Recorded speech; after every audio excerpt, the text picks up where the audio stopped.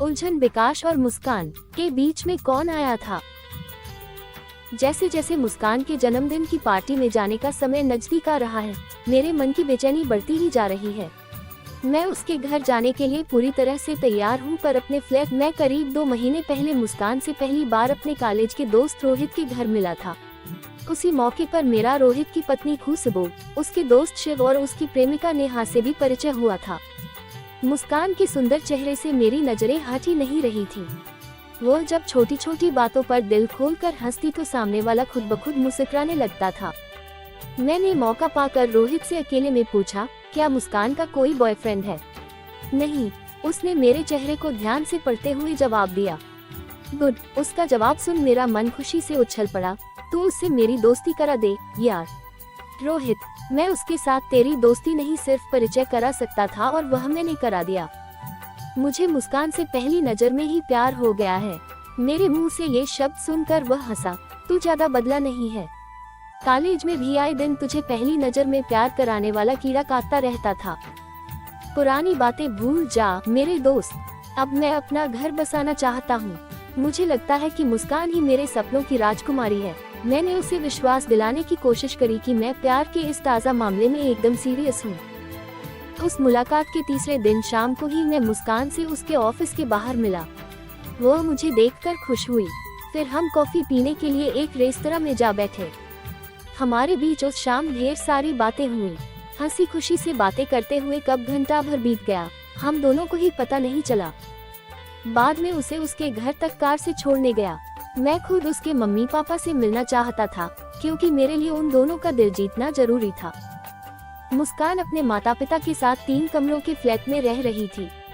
उसकी मम्मी के कमर दर्द और पापा के बागबानी के शौक के बारे में मैंने पूरी दिलचस्पी के साथ ढेर सारी बातें करके दोनों के दिल में अपनी जगह बना ली। मेरे अच्छे व्यवहार का जादू उन दोनों के सिर चढ़ कर बोला और फिर उन्होंने मुझे रात का खाना खिलाकर ही विदा किया। शहर के जिन नामी हड्डियों के डॉक्टर से 2 दिन बाद मैंने मुस्कान की मम्मी का इलाज शुरू कराया। उनकी दवा से उन्हें बहुत फायदा हुआ। अगले संडे की शाम को मुझसे बागबानी पर एक पुस्तक की भेंट पाकर मुस्कान के पिता ने मुझे बड़े अपनेपन के साथ छाती से लगाया तो मुझे अपनी मंजिल मिल जाने का विश्वास हो चला। मेरे आग्रह पर मुस्कान कुछ दिनों के बाद मेरे साथ बाहर घूमने चली आई। मैं उसका दिल जीतने का वह मौका नहीं चूका। जब मैंने अचानक उसे गुलाब के फूलों का गुलदस्ता भेंट किया तो वह खुशी से फूली नहीं समाई। धीरे धीरे हमारे बीच मिलना जुलना बढ़ता गया। उसे अपने साथ खूब खुश देखकर मेरा दिल कहता कि वह मुझसे शादी करने को जल्दी राजी हो जाएगी। तुम्हारे जैसा सुंदर, सुशील, स्मार्ट व कमाऊ लड़का अभी तक बिना गर्लफ्रेंड के कैसे है? कुछ दिनों बाद मेरे साथ एक दिन पार्क में घूमते हुए मुस्कान ने अचानक ये सवाल पूछा तो मैं मन ही मन बहुत बेचैन हो उठा। मैंने अपने मन की उथल पुथल को काबू में रख सहज आवाज में जवाब दिया, मुस्कान, मेरी जान पहचान तो बहुत सारी लड़कियों से है, पर कभी भी मुझे भी यह सोचकर बहुत हैरानी होती है कि मेरी जिंदगी में आज तक मेरे सपनों की राजकुमारी क्यों नहीं आई। सपनों की राजकुमारी या राजकुमार कम ही मिलते हैं रोहित। मुझे क्या मेरे सपनों की राजकुमारी मिलेगी? मैंने प्यार से उसकी आंखों में झांकते हुए पूछा। मुझे क्या पता, कह उसका शर्मा जाना मेरे मन को गुदगुदा गया। मैं अगले दिन ऑफिस बहुत खुश मूड में पहुंचा। मेरी सहयोगी ऋतु मेरे चैम्बर में आई और बोली, शनिवार और इतवार को कहाँ गायब रहे रोहित?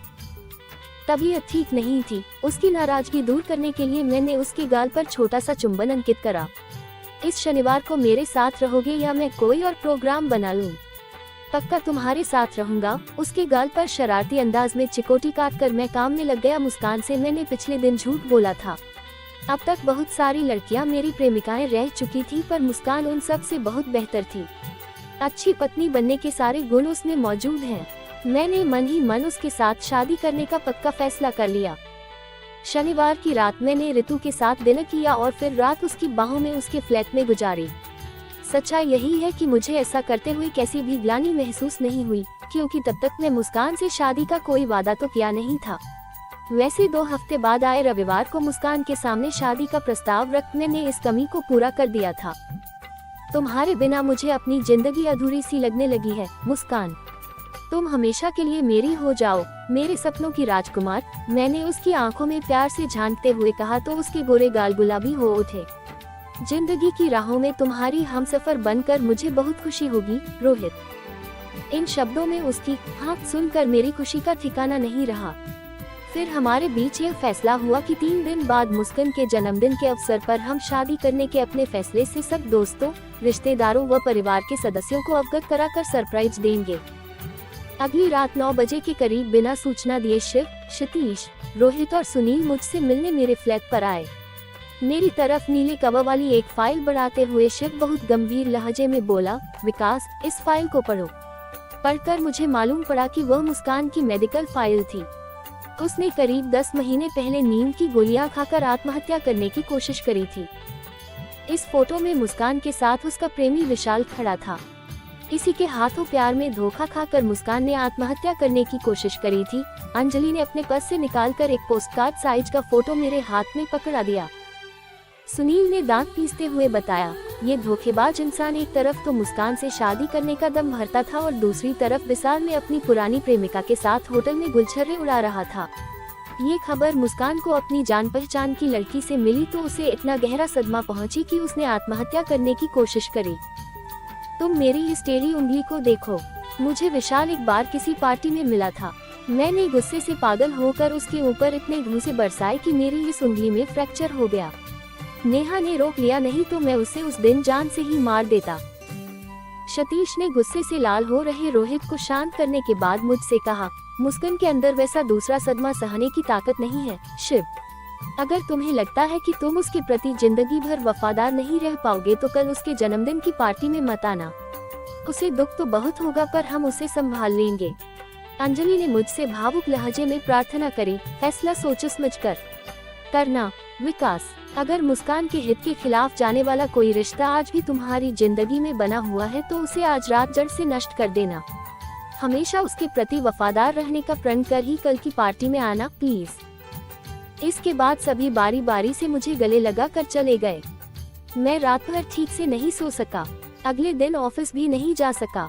सारा दिन गहन सोच विचार करने के बावजूद किसी फैसले पर पहुंचना संभव नहीं हुआ। मैं मुस्कान से शादी करना चाहता हूं पर अपने मन की कमजोरी का भी मुझे एहसास है। किसी एक स्त्री का होकर रहना मेरी फितरत में नहीं है। मुझे फैसला सोच समझ कर ही करना था, क्योंकि मैंने अब तक जिन लड़कियों के साथ प्यार का खेल खेला था उन सबके ऐसे खतरनाक शुभचिंतक दोस्त नहीं थे। फिर धीरे धीरे जबरदस्त टेंशन का शिकार बने मेरे मन में यह बात जड़ें जमाने लगी कि मैं न मुस्कान के लायक हूँ और न ही उसके शुभचिंतकों की दोस्ती या दुश्मनी के।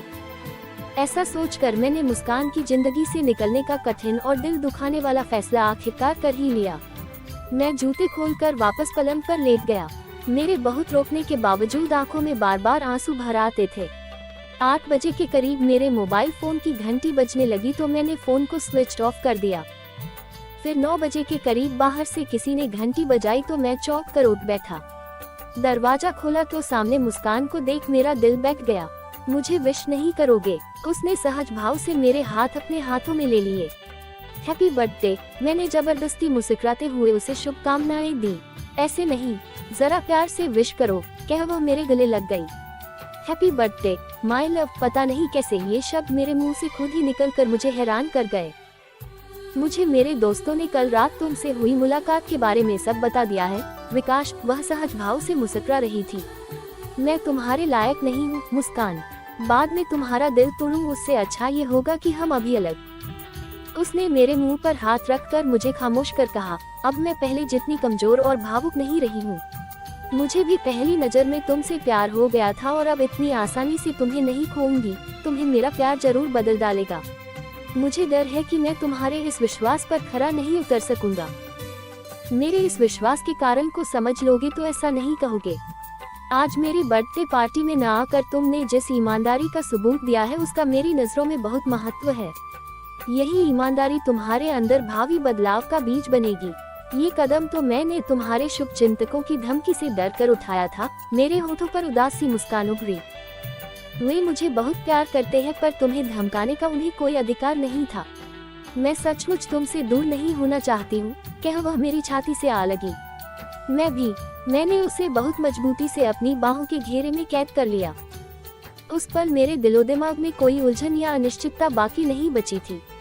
उसकी आंखों में लहरा रहे प्यार के सागर को देखकर मुझे विश्वास हो चला था कि भविष्य में कोई ऋतु मुझे कभी ललचाकर शिखा के प्रति बेवफाई करने को मजबूर नहीं कर सकेगी।